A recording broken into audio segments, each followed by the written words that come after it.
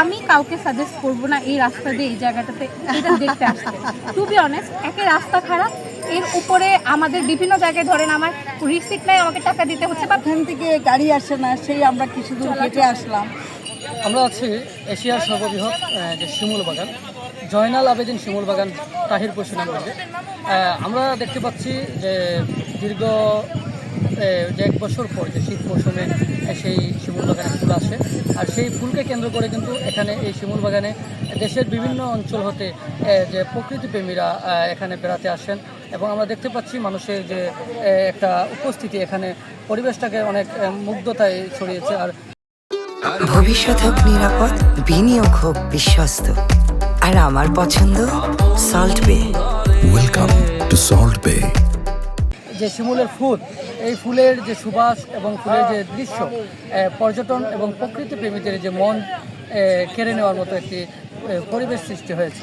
আমরা জানবো এখানকার যে যারা ভ্রমণে যারা এসেছেন, যারা প্রকৃতি প্রেমীরা এখানে বেড়াতে এসেছেন, তাদের কাছ থেকে। সেম আন্টির সাথে আমি জয়েন করবো।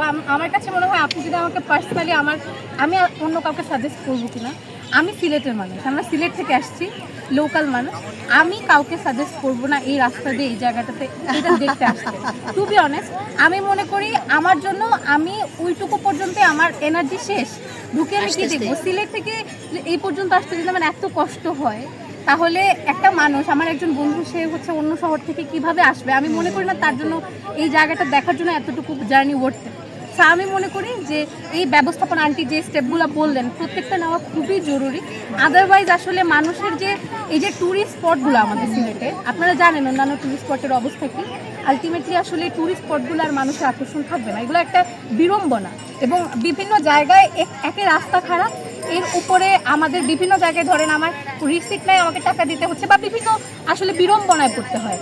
সো আমি আসলে জানি না যে এইরকম ট্যুরিস্ট স্পটগুলোতে খুব সানন্দে এসে এনজয় করতে আসলে কোন ক্লাসের হতে হয়।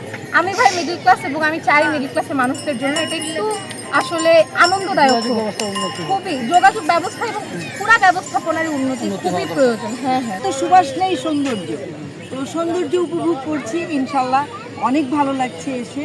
কিন্তু আসার সময়টা যে এত দুর্বিষহ সেটা কল্পনাই করা যায় না। এই যে নৌকা, ওখান থেকে গাড়ি আসে না, সেই আমরা কিছু দূর হেঁটে আসলাম, তারপর সেখান থেকে নৌকা ক্রস করে এই পর্যন্ত হাঁটতে হাঁটতে যে এই যে একটা অব্যবস্থাপনা, এটা সাংঘাতিক কষ্টদায়ক। প্রকৃতিপ্রেমীদের আগ্রহ থাকলেও যোগাযোগের অব্যবস্থাপনায় এবং চলাচলের রাস্তার যে বেহাল দশার কারণে কিন্তু মানুষ এখানে একবার আসার পরে আর আসতে আগ্রহ হারিয়ে ফেলে, যার কারণে দিন দিন অতীতের তুলনায় মানুষ অনেকটা অনাগ্রহের স্বরূপ এখানে শিমুল বাগানের যে ফুল এবং এখানের যে আয়োজন সম্পন্ন হয়ে থাকে।